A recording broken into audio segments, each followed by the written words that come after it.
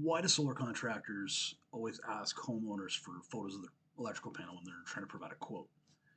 Well, it really comes down to something quite simple. It's not space for bus bars. Well, that's something we have to consider because um, we have to fit breakers in there, or we can add a sub panel, but that's easier. What's more challenging is if we need to upgrade the panel. That can be a greater cost, greater expense for the contractor.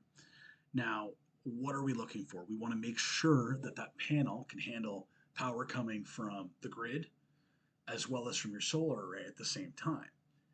And what that really is, it's a code rule that basically says your bus bar can only have 125% of its rating on it as potential coming from the street, being the grid, and from your solar array. And we're talking breaker size, we're not talking about actual amperage.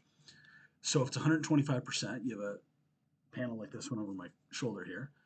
This panel has a 100 amp main, which is very common, most common you'll see in Alberta. The bus bar is 125 amps though, and I would say more are 100 amps than 125 amps, but knowing that is quite important.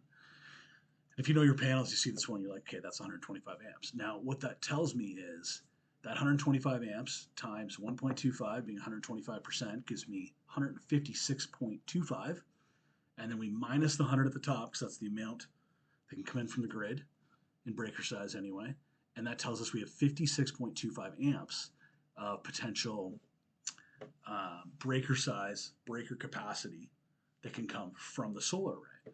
Now you can't get a 56 amp breaker.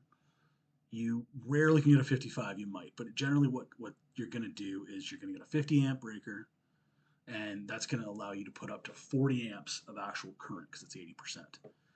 That is why we ask. It's a big important thing. It's not that we're that interested in your panel. We just want to make sure we can build to it.